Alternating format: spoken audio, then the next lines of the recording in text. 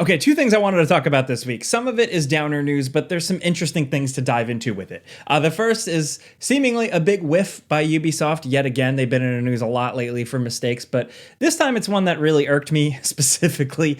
According to reports, they've disbanded the studio behind Prince of Persia: Lost Crown. This was a game from earlier this year that I genuinely really enjoyed. And looking at my track record and the things I've reviewed and stuff, I think it's one of the more recent Ubisoft games I've actually had a lot of good things to say about. Got a lot of good reviews, good user reviews as well, but apparently it was the age-old phrase we've heard from so many game publishers that it failed to meet expectations. So I'm reading from IGN, who's reporting from a French media outlet called Origami. It had been floating around, but now it seems like it was officially confirmed, and yeah. Layoffs, issues in the game industry have been a talk for multiple years now. It's been quite a trend. It's been a big thing. But I look at it here and I'm like, Ubisoft, you have your big crazy games that you put out that have massive budgets and they fail to meet expectations. But then you put out a smaller scale game and somehow that fails to meet expectations too. I am not a financial analyst. I'm not a business analyst, but to me, I just look at it like, what's going on here? What's the deal? Because I look at Prince of Persia: Lost Crown and I think if any other publisher or studio did it, if they were smaller, it probably would have succeeded. The way I look at it is that like the bigger publishers, there's so much bloat, there's so much money behind the marketing, the massive buildings, the massive studios, where Prince of Persia: Lost Crown is technically a smaller scale game. And honestly, I think that's why I liked it. It was a refreshing spin on, Prince of Persia formula, taking elements from stuff like Sands of Time, Warrior Within that I really liked, but also distilling it back down to a 2D platformer like the game's original roots and giving us a Metroidvania type thing. That formula has been a proven success for many, many years for so many games, from actual Metroidvanias or Metroid games like Metroid Dread to indie stuff like Blasphemous, Hollow Knight. The list goes on and on. So when Ubisoft tries to make one, what do they expect it to sell trillions? It's just frustrating because if you play that game, you feel the passion in it. It was good.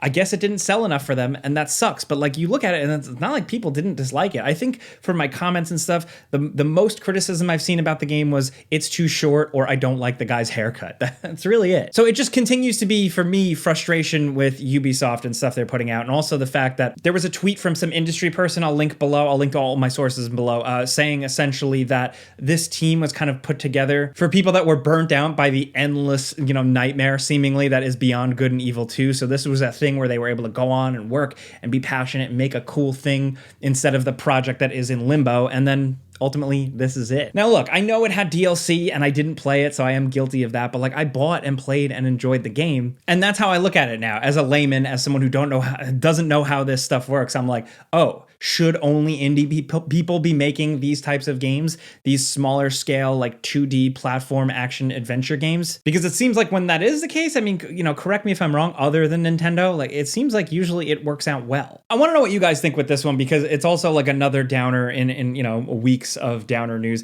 Just the other day, Netflix also shut down a bigger studio. They had a AAA game studio they opened up 2 years ago, and less than 2 years after opening it and hiring a bunch of people, they shut it down. So we don't know what kind of progress was made on a game. It seems like Netflix is still technically bullish on some game development stuff. Obviously, they still own a lot, but they jumped into the AAA game space. They hired a bunch of people. They hired the old school Halo guy, Joseph Staten, and a bunch of others. And then they just go, never mind. This sucks. What happens? I'm frustrated. I don't know. I say this as somebody who, yes, follows the industry like it's my baseball team or something like that. But also as someone who is just rooting for and hoping more games come out so I can play them. And stuff like this, it makes me feel like that's not happening. I've heard behind the scenes that there's a lot of good stuff in the works. And there is, of course, always the inevitable snowball momentum of things like Grand Theft Auto 6. But for the time being, we get headlines like this,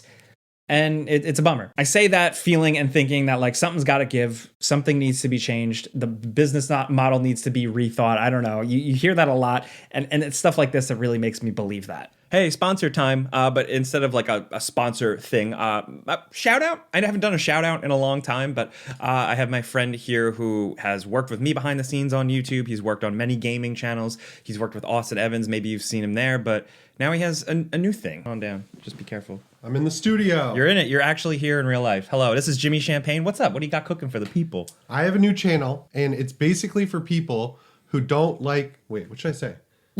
So you're doing like a deep dive movie lore channel where you're kind of telling them like stories? Cool stories about rad directors. I like that. Yeah, okay. Red directors? Rad. Is that the Michigan? Yeah, dude. I got a new channel called Real Ones. It's basically cool stories about rad directors. So if you're sick of these videos on YouTube that are recapping a movie or reviewing it, giving you their opinion, all that stuff. That's what I do. Yeah, there's too many of you. It's like... I had to find an angle. Yeah, I tell him stories all the time about directors, and he was like, you should make that channel. And I did. So it's called Real Ones, R-E-E-L ones, like movies, real. That's brilliant. The first video is all about John Carpenter, the guy who created Halloween and then a billion-dollar franchise, but grew to hate all of his biggest work, and I tell you why. And you can find it by going to youtube.com/@REEEL1s. Yeah, so the way I look at it, get in on the ground floor on a channel. I've been seeing some of the videos behind the scenes. I think it's really interesting. So if you want to check it out, again, that's the link on screen here, or click it in the link down. Click it in the link down in the description. Bye. I'm gonna go make the thumbnail for this video. The other bit of news this week is also technically kind of depressing, but I wanted to talk about it because it is interesting. That's what I do here. If you are new, every Wednesday I do a video where I just talk about 2 bits of news that I want to dive deep into, that I find interesting. The Friday news show on Game Ranks, I talk about a lot of news. Here, I can kind of drill into individual things. And this was an artist from Guerrilla Games going on record in an interview with the Washington Post. Art director Roy Postma, who worked at Guerrilla for apparently 24 years, went on record saying why Guerrilla doesn't work on the Killzone franchise anymore. It's something I've wanted to always know why. I'm reading from VGC, which I will link in the description down below, saying that following the release of Killzone Shadowfall on PS4, the studio decided it no longer wanted to work on the Killzone series. Instead, they opted to work on a new series with more colorful environments as opposed to the grittier, grayer worlds of Killzone. We were done with it as a team, Postma explains. As a studio, we needed to refresh the palette. It was, by choice, the opposite of Killzone. He also went on to say, like, they wanted something not only bright and colorful, but something a little bit more family-friendly, something totally different. And you do see this happen. We've seen it with Naughty Dog. You know, they were making Crash Bandicoot, some of my favorites, the Jak and Daxter games, and moved on to games like The Last of Us, where you are a real man and you kill another real man with a brick, and it's depressing. Tastes evolve, things evolve, the things that people want to create also evolve. And I've always found that very interesting because some studios have subtle shifts, subtle jumps. You know, most recently with Metaphor, ReFantazio, you have a lot of the folks behind the Persona games taking the Persona stuff, but they decided they wanted to jump into fantasy. They wanted to create something a little bit more fantastical and not set in a high school. Then you have the complete opposite. You have other guys like the Forza Horizon folks that just want to make Forza games forever. Also, the thing that's worth acknowledging, and we have been talking about this a lot, is that people come and go in game development studios.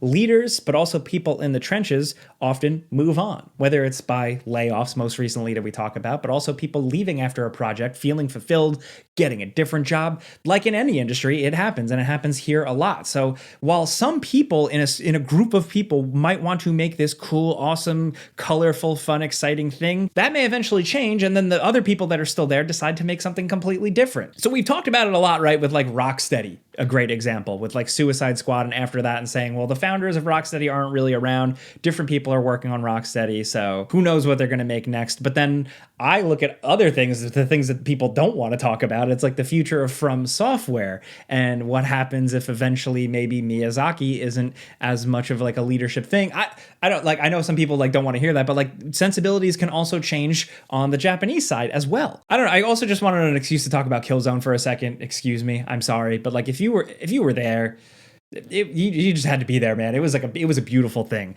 Killzone 2, the hype for Killzone 1 was like immense. It was supposed to be PlayStation 2's Halo killer. It wasn't really that, at least not for me. Then Killzone 2, the hype was around the PS3 and this incredible fake trailer that my dumbass thought was actually real because I was watching it at 240p on IGN.com. But the game did turn out to be great. But what really was great was Killzone 3. Killzone 3 from like the multiplayer, but also the campaign, the setting, the look of the Hellgas soldiers in that game, everything about it was so iconic and so much fun that I just look back at that game with fond memories. There was also a really good one on, I think, PSP.